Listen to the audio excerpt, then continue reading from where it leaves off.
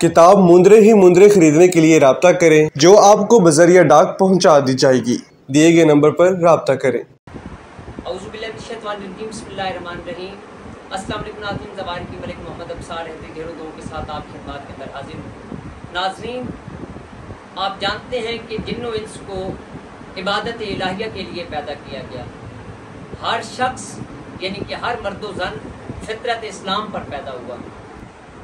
ناظرین، جس طریقہ کار کے مطابق انسانوں کے اندر مختلف طاقتیں پائی جاتی ہیں، ہر انسان کی ایک طاقت ہوتی ہے، روحانی اور جسمانی پاور ہوتی ہے۔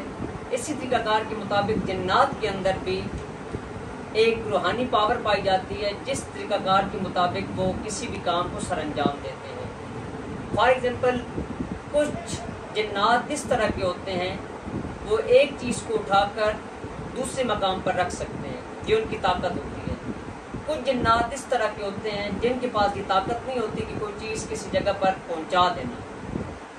ناظرین، آپ جانتے ہیں 10 محرم الحرام حضرت امام حسین علیہ السلام کے پاس ایک جنوں کا سردار پیش ہوا تھا۔ اس کی مکمل ویڈیو ابصار ٹی وی پر مکمل طور پر آپ کے پاس موجود ہے۔ اس ڈسکرپشن کے اندر اس کا لنک بھی موجود ہے کہ وہ کون سا جن تھا۔ ابھی آپ کو اس جن کا نام بھی بتا دیتا ہوں، وہ جن ظافر جن تھا۔ یہ شیعان علی ابن ابی طالب علیہ السلام میں سے تھے۔ بیر علم کا واقعہ آپ کے سامنے ہے، اور 10 محرم الحرام کا واقعہ بھی آپ کے سامنے ہے کہ کس طریقہ کار کے مطابق حضرت امام حسین علیہ السلام نے ظافر جن کے بیٹے کی شادی کے اندر جانا تھا، ان کے گھر کے اندر جشن کا سما تھا، لیکن عامر جن یعنی کہ جو اس کے چچا زاد تھے، تو انہوں نے جس وقت میدان کربلا کے اندر دیکھا کہ حضرت امام حسین علیہ السلام کے اوپر مکمل ظلم کی انتہا کر دی گئی، تو ظافر جن کے پاس جا کر عامر جن نے جو بات کی تھی کہ اے ظافر جن، اپنے بیٹے کو سہرا نہ ڈالنا، حضرت امام حسین علیہ السلام کے بیٹے جناب اکبر بادشاہ کے سہرے خاک کربلا کے اندر امت نے لوٹ لی۔ ناظرین، یہ بات میں نے ضمرن اور تمہیدن آپ کے ساتھ کی ہے۔ میرا موضوع آج جنات کی طاقت ہے۔ اسی طریقہ کار کے مطابق جس وقت ظافر جن حضرت امام حسین علیہ السلام کے پاس آئے تھے، تو حضرت امام حسین علیہ السلام نے یہ کہا تھا کہ ظافر جن، میدان کربلا سے اتنے دور چلے جاؤ کہ میری آواز تم نہ سن سکو۔ اگر تم نے میرا وہ استغاثہ حل من ناصر جلد سن لیا تو تمہارے اوپر واجب ہوگا میری مدد کرنا۔ ظافر جن، تم تو کہتے ہو، کیونکہ ظافر جن نے حضرت امام حسین علیہ السلام سے اجازت چاہی تھی کہ مولا آپ مجھے اجازت دیں۔ ظافر جن نے حضرت امام حسین علیہ السلام سے یہ کہا تھا کہ مولا آپ مجھے اجازت دیں، میں فوج یزید کو، فوج اشقیاء کو ایک پل کے اندر نست و نابود کر دوں گا، لیکن مولا حضرت امام حسین علیہ السلام نے فرمایا کہ ظافر جن، کل میرے نانا کی امت یہ نہ کہے کہ حضرت امام حسین علیہ السلام نے تو جنات سے ہماری جنگ کروائی تھی۔ ناظرین، یہ بات حضرت امام حسین علیہ السلام نے ظافر جن کو بتائی کہ ظافر جن، تم وہ مخلوق ہو جو عام انسان کو نظر نہیں آتے۔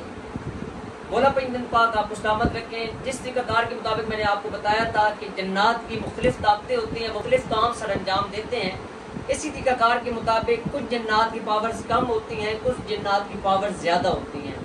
ناظرین، ظافر جن بہت پاورفل جن تھے اور جنوں کے سردار تھے، شیعان علی میں سے تھے، اور میں تو یہاں پر اپنی عقیدتاً اپنے ایمان کے مطابق یہ بات کہوں گا کہ ظافر جن صحابی حسین علیہ السلام میں سے شامل ہیں، صحابی حسین علیہ السلام کے اندر شامل ہیں۔